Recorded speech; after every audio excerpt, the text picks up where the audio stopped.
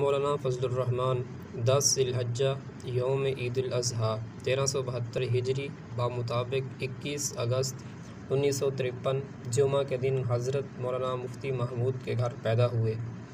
ابتدائی تعلیم چچا خلیفہ محمد سے حاصل کی اور پرائمری تک اپنے گاؤں عبد الخیل میں ہی پڑھتے رہے۔ 1970 میں پنجاب ایجوکیشن بورڈ کے تحت امتحان دیا اور فرسٹ ڈویژن میں پاس ہوئے۔ تجوید حضرت مولانا قاری محمد طاہر رحیمی سے پڑھی۔ علم صرف کی تعلیم حضرت مولانا محمد عیسیٰ گورمانی سے ڈیرہ غازی خان میں حاصل کی۔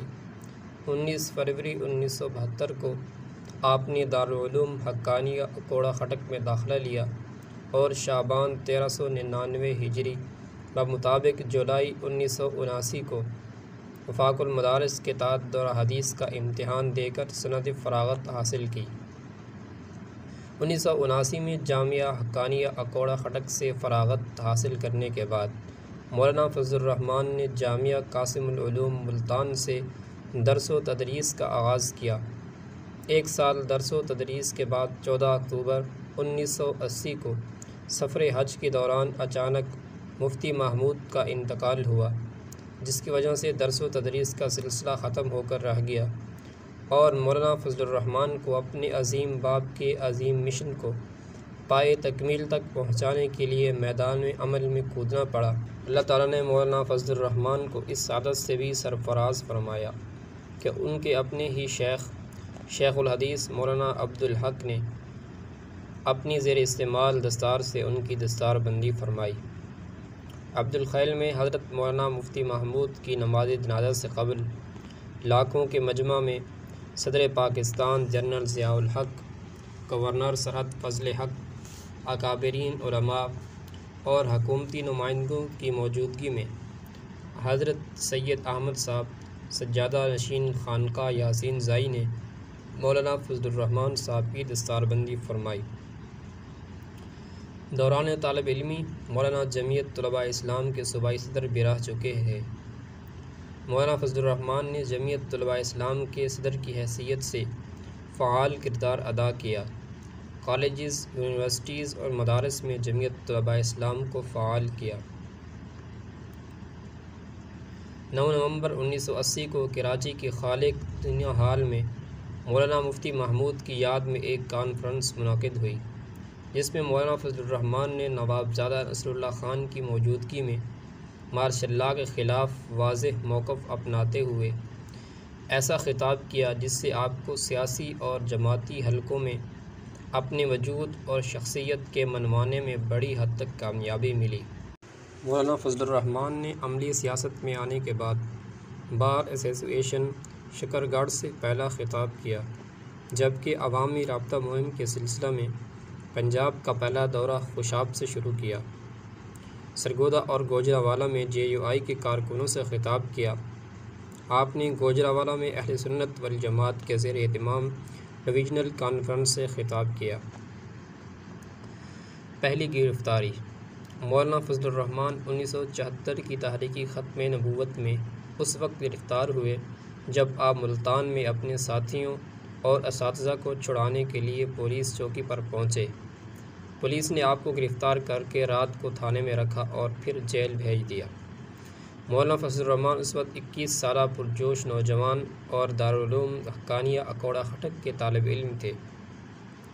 ملتان میں تحریک ختم نبوت کے دوران انہیں 7 روز جیل میں رکھنے کے بعد ضمانت پر رہا کرایا گیا، جس کے بعد وہ اکوڑہ خٹک روانہ ہو گئے، لیکن تحریک میں ان کی سرگرمیاں جاری رہیں۔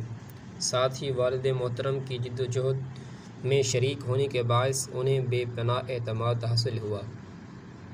دوسری گرفتاری مارچ 1977 کے وسط میں سرحد اسمبلی کے اجلاس کے موقع پر قومی اتحاد نے پشاور میں سرحد اسمبلی کا گھیراؤ کا اعلان کیا، تمام راستے بند کر دیے۔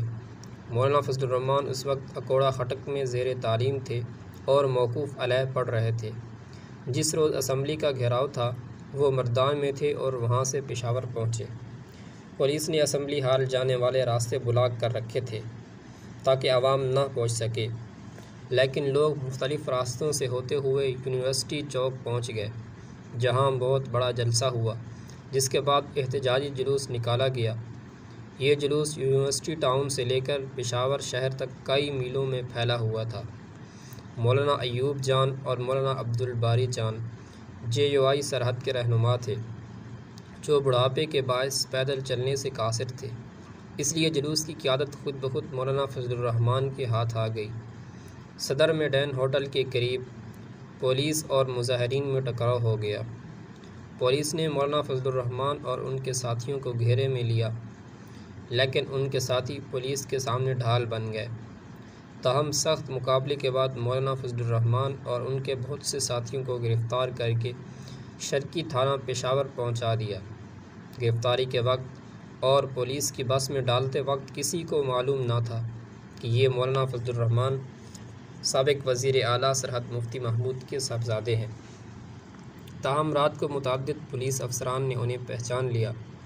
رات پر مولانا فضل الرحمان اور ان کے ساتھیوں کو تھانہ شرقی پشاور کی لاک اپ میں رکھا گیا اور اگلے روز ہری پور جیل بھیج دیا گیا، جہاں پہلے ان کے والد محترم مولانا مفتی محمود اور قومی اتحاد کے دیگر سینکڑوں رہنما اور کارکنان قید تھے، جن کی موجودگی کے باعث انہیں اجنبیت محسوس نہیں ہوئی۔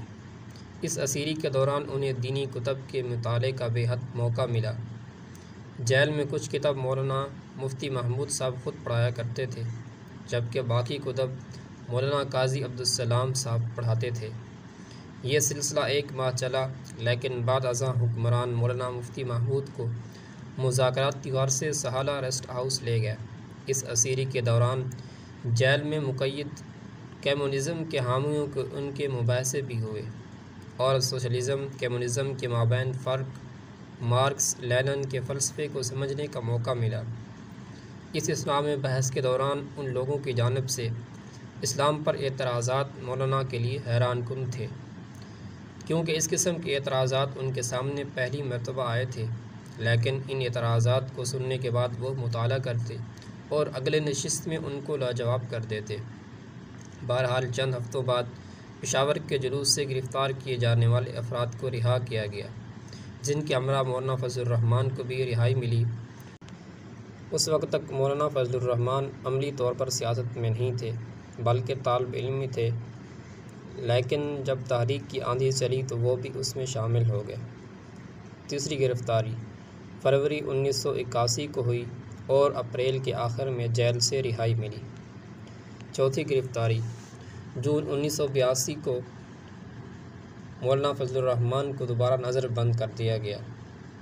تقریباً 3 ماہ سے زیادہ عرصے تک انہیں گھر میں نظر بند رکھا گیا، پھر جیل بھیج دیا گیا۔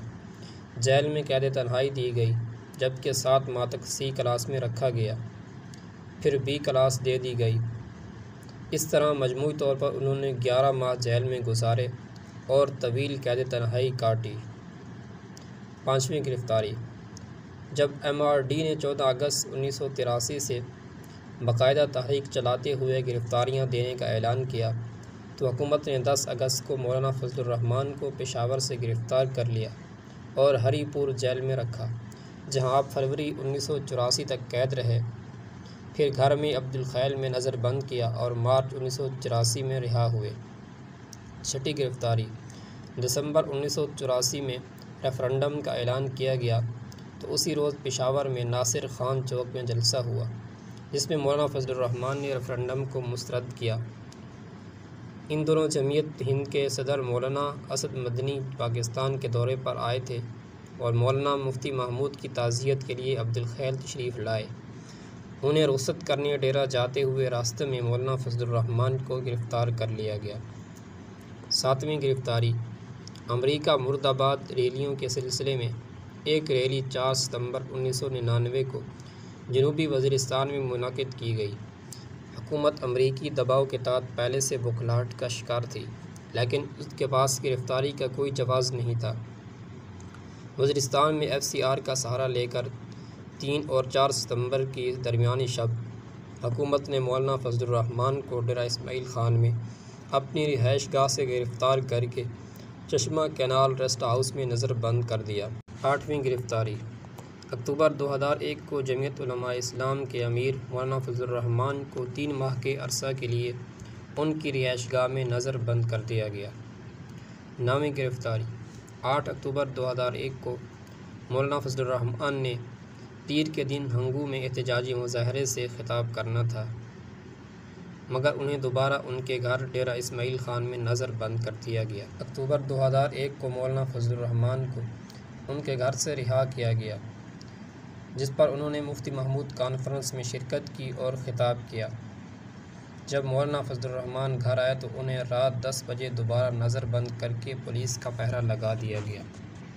قائد جمعیت کے خلاف بغاوت کا مقدمہ 15 اکتوبر 2001 کو فوج اور حکومت کے قانون نافذ کرنے والے اداروں کے خلاف سخت موقف اختیار کرنے پر ڈیرہ پولیس نے جمعیت علماء اسلام کے سربراہ مولانا فضل الرحمان اور ان کے 2 ساتھیوں مولانا عطاء الرحمان اور مولانا عبدالقیوم کے خلاف بغاوت کا مقدمہ درج کر لیا۔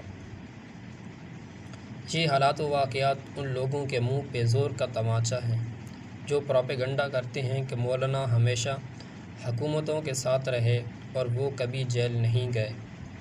ان 10 گرفتاریوں میں مجموعی طور پہ 5 سال قائد جمعیت مولانا فضل الرحمان نے جیل میں گزارے۔